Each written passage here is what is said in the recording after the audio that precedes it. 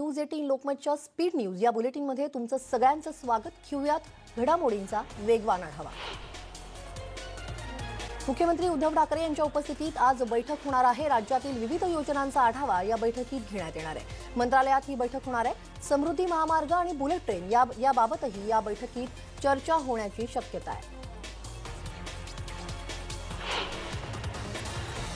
आज मुख्यमंत्री उद्धव ठाकरे आणि घटक पक्षांमध्ये खाते वाटपावर चर्चा होणार आहे. तर नाना पटोले आणि नितीन राऊत खाते वाटपासंदर्भात सोनिया गांधींची भेट घेणार आहेत.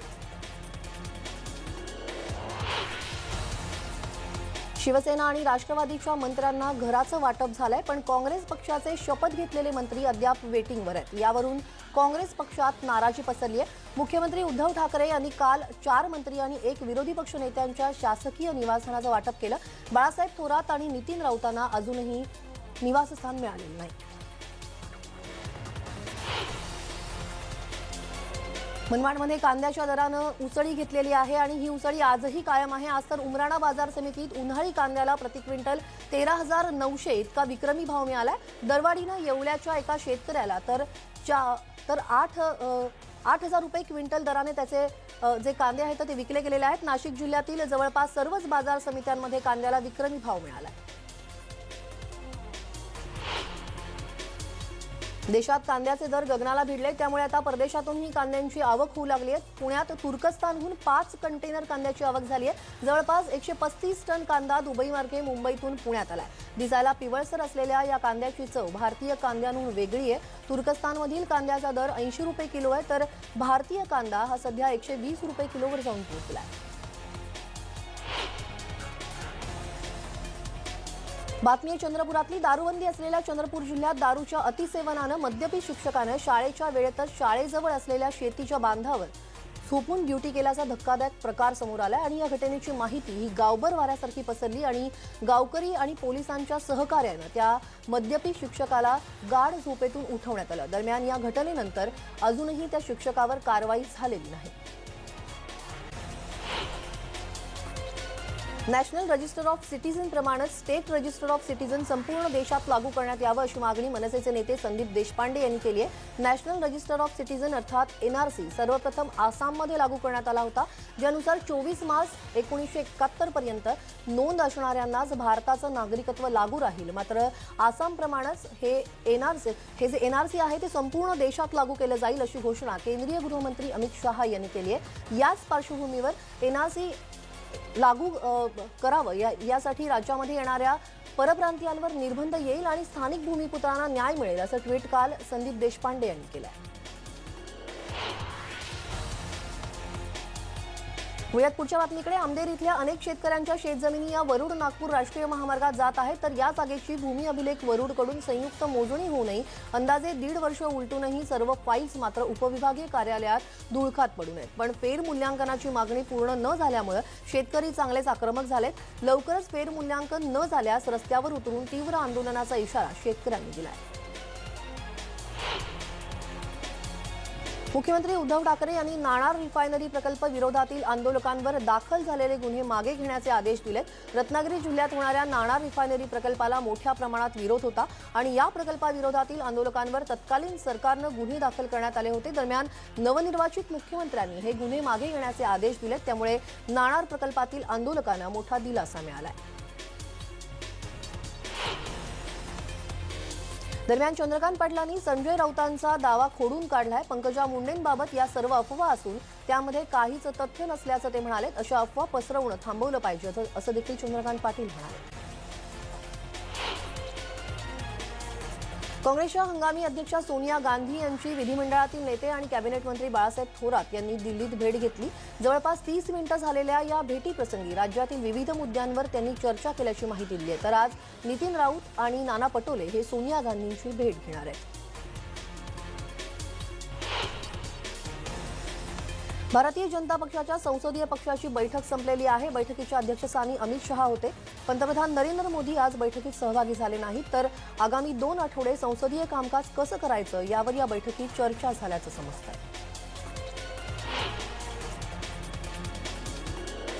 महाविकास आघाडीचं सरकार आल्यानंतर मंत्रिमंडळात समावेश झाल्यानंतर डॉक्टर नितीन राऊत पहिल्यांदाच नागपूरमध्ये आले होते. तिथून ते कार्यकर्त्यांच्या रॅलीसह दीक्षाभूमीवर गेले. तिथे डॉक्टर बाबासाहेब आंबेडकर यांच्या अस्थिकलशाला त्यांनी अभिवादन केलं. राज्य विधानसभेचे नवनियुक्त विधानसभा अध्यक्ष नाना पटोले राजधानी दिल्लीत आहेत. आज ते सोनिया गांधींची भेट घेणार आहेत. कर्नाटकसारखी परिस्थिती राज्यात निर्माण होणार नाही असा दावा नाना पटोले यांनी केला आहे.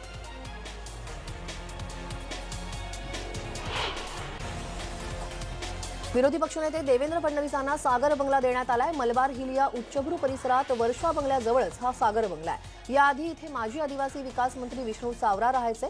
अशोक चव्हाण आणि राधाकृष्ण विखे पाटीलही याच बंगल्यात राहिलेले आहेत. राज्यपाल भगतसिंग कोश्यारी यांनी संपूर्ण अभिभाषण मराठीतून केलं आणि आशिष शेलारांना हे मनापासून भावलं म्हणून राजभवनावर जाऊन शेलार यांनी राज्यपालांची भेट घेतली आणि त्यांचं अभिनंदन केलं. आता ठाण्यातून एक धक्कादायक बातमी. कळवा उड्डाणपुलावर फाशी लावून घेण्याचा प्रयत्न एका व्यक्तीनं केलाय. ठाणे उड्डाणपुलावर एका व्यक्तीनं हा आत्महत्येचा प्रयत्न केलाय. कर्जबाजारीपणाला कंटाळून व्यक्तीनं आत्महत्येचा प्रयत्न केल्याची माहिती मिळते. पुण्यात सिंहगड रोड परिसरात माणिकबाग इथं एक तरुणी मृतावस्थेत आढळून आलेली आहे. तेजसा शामराव पायाळ असं या तरुणीचं नाव आहे. ही घटना काल दुपारी 2च्या सुमारास उघड झाली. या प्रकरणी सिंहगड रोड पोलीस ठाण्यात तक्रार नोंद करण्यात आलेली आहे. तर तरुणीचा मृतदेह जो आहे तो शवविच्छेदनासाठी ससून रुग्णालयात पाठवण्यात आला. ही तरुणी बीडची राहणारी आहे. MBA झाल्यानंतर नोकरीच्या शोधासाठी ती पुण्यात भाड्यानं फ्लॅट घेऊन राहत होती. आई आणि 2 बहिणींसह राहत होती. काही दिवसांपूर्वी हे सर्वजण बीडला गेले होते, पण ही तरुणी एकटीच परत पुण्याला आली होती. तिच्या कुटुंबियांनी घातपाताची शक्यता या सगळ्या प्रकारानंतर वर्तवली आहे. मुंबईतली एक धक्कादायक बातमी. माहीमच्या समुद्र किनाऱ्यावर काल संध्याकाळी एका सुटकेसमध्ये मृतदेहाचे काही अवयव सापडले. हा मृतदेह पुरुषाचा आहे की महिलेचा हे अद्यापही स्पष्ट झालेलं नाहीये. पोलिसांनी हा मृतदेह पोस्टमॉर्टमसाठी सायन हॉस्पिटलला पाठवलाय. या प्रकरणाचा शोध मोहिमेत कोळ्यांची देखील मदत घेतली जाते. बातमी आहे संगमनेरची. संगमनेरमध्ये टोल कर्मचाऱ्यावर चाकूनं हल्ला केला गेलाय. संगमनेर तालुक्यातील हिवरगाव पावसा टोल नाक्याजवळ काल ही घटना घडली आहे. टोल देण्यावरून वादावादी झाली आणि संगमनेर शहरातील तरुणांनी टोल नाक्यावर हैदोस घातला. या तरुणांनी कर्मचाऱ्यांना मारहाण केली आणि चाकूनं हल्ला केला. हल्ल्यात नवनाथ फुले हा कर्मचारी जखमी झालाय. ट्रक चालकानं साथीदारांना बोलावून घेतलं आणि नंतर ही मारहाण केलेली आहे. संपूर्ण घटना ही जी CCTVमध्ये कैद झाली आहे. काल रात्री उशिरा संगमनेर पोलीस ठाण्यात गुन्हा देखील दाखल झालाय. एका जणाला संगमनेर पोलिसांनी ताब्यात घेतलंय. मात्र चाकू हल्ला करणारा आणि इतर मारहाण करणारे आरोपी अद्यापही मोकाट आहेत. आनंदनगर मुलुंड टोल नाका ठाणेकरांसाठी टोल मुक्त करा या मागणीसाठी पुन्हा एकदा मनसे रस्त्यावर उतरली आहे. गेल्या वेळेस मानवी साखळी करून आंदोलन करणाऱ्या मनसेनं यंदा हे धरणं आंदोलन केलेलं आहे. ठाण्याच्या प्रवेशद्वारावरच हे आंदोलन मनसेनं केलंय आणि या मार्गाने जाणाऱ्या सर्व MH4 गाड्यांना यावेळेस मनसेनं टोल न भरण्याचं आवाहन केलंय. PUBG या मोबाईल गेममुळे चाकण परिसरातील अजित या एका तरुणाचा डोक्यावर परिणाम झालेला आहे आणि उच्च शिक्षित असलेल्या या तरुणाला नागरिकांनी चाकण पोलिसांनी पकडून दिलेलं आहे. दरम्यान पिंपरी चिंचवडमध्ये पिंपरीच्या हिंजवडी या परिसरामध्ये महापोर्टलद्वारे परीक्षा घेण्याला विरोध करत विद्यार्थ्यांनी परीक्षा केंद्रावर गोंधळ घातला. हिंजवडीच्या अलाड इन्स्टिट्यूटमध्ये हे आंदोलन झालं. तर महापोर्टल बंद करण्याच्या विद्यार्थ्यांच्या मागणीला तीव्र वळण आता प्राप्त झालंय. पंतप्रधान मोदी हे येत्या 6 डिसेंबरला पुण्याच्या दौऱ्यावर येतात आणि देशभरातल्या पोलीस महासंचालकांची पुण्यात बैठक आयोजित करण्यात आली आहे. 2 दिवस मोदी आणि अमित शहा पुण्यात असतील. त्यासाठी सगळी तयारी पोलिसांकडून पूर्ण करण्यात आली आहे. सोनई तिहेरी हत्याकांड प्रकरणी 6 पैकी 5 आरोपींची फाशीची शिक्षा मुंबई उच्च न्यायालयानं कायम ठेवली आहे. या हत्याकांडातील दुसरा आरोपी अशोक नवगिरेची पुराव्यांअभावी निर्दोष मुक्तता करण्यात आली आहे. 2013 मध्ये अहमदनगरच्या सोनई गावात हे हत्याकांड घडलं होतं. संजय राऊत यांनी गोव्यातील सरकार अस्थिर करण्याचा प्रयत्न करू नये असं वक्तव्य आरोग्यमंत्री विश्वजित राणेंना केलं आहे. गोव्यात शिवसेनेला स्थान नाही असं देखील विश्वजित राणे म्हणाले. महाराष्ट्रात 1.25 महिन्यांच्या राजकीय घडामोडींनंतर दिल्लीत काल शरद पवार दाखल झाले आणि यावेळी शरद पवारांचं संसद भवनात विविध पक्षाच्या सदस्यांनी उत्स्फूर्त अभिनंदन केलं। महत्त्वाचं म्हणजे पवार यांचं अभिनंदन करणाऱ्यांमध्ये भाजप नेत्यांचा सुद्धा समावेश होता। MBBS BDS अभ्यासक्रमांसाठी घेण्यात येणाऱ्या नीट परीक्षेसाठी अर्ज भरण्याची प्रक्रिया ही कालपासून सुरू झाली आहे। नॅशनल टेस्टिंग एजन्सीनं याबाबतचं वेळापत्रक जाहीर केलं आहे। 31 डिसेंबरपर्यंत विद्यार्थ्यांना अर्ज भरता येणार आहे, तर नीटची परीक्षा 30 मे 2020 ला घेण्यात येते। यानंतर महिन्याभरात 4 जूनला निकाल देखील जाहीर करण्यात येतील। IIT मुंबईच्या कॅम्पस प्लेसमेंटच्या पहिल्याच दिवशी मायक्रोसॉफ्ट कंपनीकडून 1.17 कोटी रुपयाचे जे पॅकेज आहे ते पॅकेज त्यांना मिळालेलं आहे, तर दुसऱ्या सत्रातही विद्यार्थ्यांना कंपन्यांनी भरघोस पॅकेजेस देऊ केली आहेत। होंडा या जपानी कंपनीनं 53 लाखांचे पॅकेज दिलंय, तर गेल्या वर्षी सर्वाधिक पॅकेज देणाऱ्या NEC जपान या कंपनीनं यंदा 28 लाखांचं पॅकेज दिलंय। आमनेर येथील अनेक शेतकऱ्यांच्या ज्या शेतजमिनी आहेत या वरुड नागपूर राष्ट्रीय महामार्गात जात आहेत, तर या जागेची भूमी अभिलेख वरुडकडून संयुक्त मोजणी होऊ नये अंदाजे 1.5 वर्ष उलटूनही सर्व फाईल्स मात्र उपविभागीय कार्यालयात धुळखात पडून आहेत। पण फेरमूल्यांकनाची मागणी पूर्ण न झाल्यामुळे शेतकरी चांगलेच आक्रमक झालेत। लवकरच फेरमूल्यांकन न झाल्यास रस्त्यावर उतरून तीव्र आंदोलनाचा इशारा शेतकऱ्यांनी दिलाय। औरंगाबाद शहराच्या उच्चभ्रू वस्तीमध्ये बिबट्या आढळून आलेला आहे। शहराच्या N1 सिडको भागात आज सकाळी बिबट्या आढळला। वनविभाग आणि पोलिसांकडून शोध मोहीम सुरू करण्यात आली आहे। पुण्यातील दापोडीत खड्ड्यात पडलेला वाचवण्याचं कर्तव्य बजावताना झालेल्या दुर्घटनेत साताऱ्यातील माण तालुक्यातील विशाल जाधव हे शहीद झाले आणि त्यांच्यावर काल अग्निशमन दलाच्या वतीनं मानवंदना देऊन अंत्यसंस्कार करण्यात आले। या घटनेमुळे आंधळी गावावर शोककळा पसरलेली आहे। यावेळी परिसरातील नागरिक मोठ्या संख्येनं अंत्यसंस्काराला उपस्थित होते। HIV वरील ART उपचार पद्धतीमुळे राज्यातील HIV बाधित रुग्णांच्या आयुर्मानात वाढ होतीये असं निरीक्षण तज्ज्ञांनी मांडलंय। रुग्णांवर करण्यात येत असलेल्या ART उपचार पद्धतीमुळे रुग्णांचं आयुर्मान हे जवळपास 20 वर्षांनी वाढत असल्याचं निरीक्षण तज्ज्ञांनी नोंदवलंय। राज्यात हेल्मेट सक्ती केल्यानंतरही त्याकडे चालक दुर्लक्षच करत असल्याचं चित्र समोर येत आहे। जानेवारी ते ऑक्टोबर 2019 या 10 महिन्यात वाहतूक पोलिसांनी केलेल्या कारवाईत 7,39,000 विना हेल्मेट प्रकरणांची नोंद झाली आहे। वाढलेल्या कारवाईमुळे गेल्या वर्षीच्या तुलनेत यंदा विना हेल्मेट प्रकरणांची नोंद दुप्पट झाल्याचं स्पष्ट झालंय। गेल्या काही वर्षातील उपाययोजनांमुळे राज्यातील माता मृत्यू दर 9.8% कमी झाल्याचं रजिस्ट्रार जनरल ऑफ इंडियाच्या 2019च्या अहवालातून स्पष्ट झालेलं आहे। संयुक्त राष्ट्रसंघानं सर्व देशातील माता मृत्यू दर कमी करण्याचं उद्दिष्ट ठरवून दिलं असून 2030 पर्यंत 1 लाख जन्मांमागे 70 इतकं प्रमाण असावं असं नमूद केलं होतं। हे उद्दिष्ट साध्य करण्यासाठी केंद्र सरकारकडूनही देशातील सर्व राज्यांमध्ये पाठपुरावा करण्यात येतोय।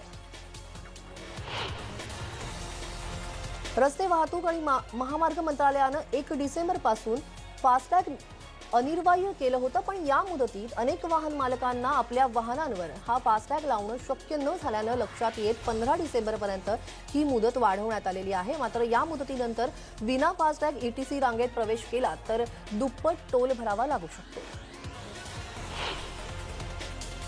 हैदराबादमध्ये डॉक्टर प्रियंका रेड्डी यांच्यावर सामूहिक बलात्कार करून तिचा निर्दयपणे खून करणाऱ्या आरोपींना कडक शासन व्हावं यासाठी अमळनेर शहरातील विविध क्षेत्रात काम करणाऱ्या महिलांनी सोमवारी संध्याकाळी कॅन्डल मार्च काढला। शिवाजी महाराज नाट्यगृहापासून या कॅन्डल मार्चला सुरुवात झाली, तर स्टेशन रोड मार्गे तहसील आवारापर्यंत हा कॅन्डल मार्च काढण्यात आला होता। हैदराबादमधल्या डॉक्टर प्रियंका रेड्डी हत्येचा जो निषेध आहे तो व्यक्त करण्यासाठी चंद्रपूरमध्ये श्रद्धांजली सभेचं आयोजन करण्यात आलं होतं। चंद्रपूरमधल्या जटपुरा भागात ही सभा आयोजित करण्यात आली होती। डॉक्टर प्रियंका यांना आदरांजली देत नागरिकांना अशा घटनेनंतर आरोपींना काय शिक्षा दिली जावी याबाबत सूचना फलकावर प्रतिक्रिया देखील मागवण्यात आल्या होत्या। अकोल्याच्या अकोट तालुक्यातील केळी फळबाग शेतकऱ्यांना पीक विम्याचा मोबदला न मिळाल्यानं शेतकरी चांगलेच आक्रमक झाले होते। यावेळी संतप्त शेतकऱ्यांनी प्रहार आणि शिवसेनेच्या कार्यकर्त्यांसोबत इन्शुरन्स कंपनीत धडक देऊन प्रबंधकाला घेराव घातला। यावेळी प्रबंधकावर शिवसेनेच्या कार्यकर्त्यांनी 10 रुपयांच्या नोटाही फेकल्या।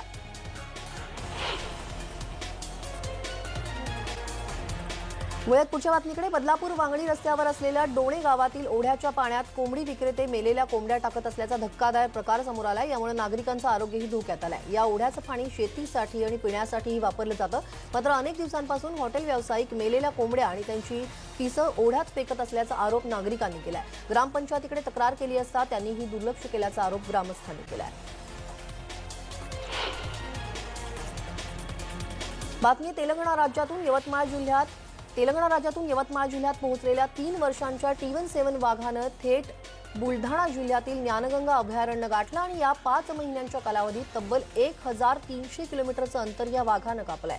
यवतमाळ, नांदेड, तेलंगणा, बुलढाणा मार्गे मेळघाट असा प्रवास त्याने केलाय. अप्पर वर्धा धरणातून कालव्याला शेती सिंचनासाठी पाणी सोडण्यात येतं. मात्र अमरावती जिल्ह्यातील तिवसा तालुक्यातील जावरा इथं लघु कालवा फुटला. त्यामुळे शेतात पाणी शिरल्यानं शेतकऱ्यांचे प्रचंड प्रमाणात नुकसान झालेलं आहे. शेताला तलावाचं स्वरूप आलंय. त्यामुळे अप्पर वर्धा धरणाचा हलगर्जी कारभार चव्हाट्यावर आलाय. ब्रेकनंतर तुमचं पुन्हा एकदा स्वागत. घेऊयात घडामोडींचा वेगवान आढावा. देशभरात NRC लागू करण्यासाठी भाजपचे राष्ट्रीय अध्यक्ष अमित शहा यांनी 2024 पर्यंतची मुदत निश्चित केली आहे. पुढच्या सार्वत्रिक निवडणुकीआधी प्रत्येक घुसखोरांची ओळख पटवून त्याची हकालपट्टी करू असं अमित शहा यांनी म्हटलंय. झारखंडमध्ये विरोधी पक्षांची आघाडी सत्तेवर आल्यास शेतकऱ्याचं कर्ज माफ केलं जाईल असं आश्वासन राहुल गांधी यांनी दिले. तसंच राज्यात बदलही घडवून आणला जाईल असं देखील ते म्हणाले. झारखंडमध्ये प्रचार सभेत राहुल गांधी बोलत होते. काँग्रेसच्या सरचिटणीस प्रियंका गांधी यांची सुरक्षा व्यवस्था भेदण्याचा प्रकार लोधी स्टेट भागातील त्यांच्या घरात नुकताच घडला. 7 जण एका मोटारीत बसून या घराच्या पोर्चपर्यंत गेले आणि प्रियंका यांना भेटून त्यांना छायाचित्र काढण्यासाठी विनंती केली अशी माहिती सूत्रांनी दिली आहे. संसदेमध्ये काल घसरत झालेल्या GDPच्या मुद्द्यावर चर्चा झाली. या विषयावर बोलताना लोकसभेतील भाजपाचे खासदार निशिकांत दुबे यांनी मुक्ताफळं उधळली. GDPचा जास्त उपयोग होणार नाही असं विधान त्यांनी केलं. सध्या तरी पेट्रोल आणि डिझेलवरचे कर कमी करण्याचा कुठलाही प्रस्ताव नाही असं केंद्रीय अर्थमंत्री निर्मला सीतारामन यांनी सांगितलंय. असं असलं तरी पेट्रोल आणि डिझेलवर कुठलाही नवीन कर लावण्याचा विचार नसल्याचंही त्या म्हणाल्या. सर्वात वाईट अर्थमंत्री असल्याची टीका माझ्यावर करण्यात आली, पण ती स्वीकारण्याइतका मोकळेपणा माझ्याकडे नाही. आम्ही टीका खुलेपणानं स्वीकारतो असं प्रत्युत्तर अर्थमंत्री निर्मला सीतारामन यांनी सोमवारी टीकाकारांना दिलंय. दरम्यान मी अद्यापही निर्मला आणि सबला आहे.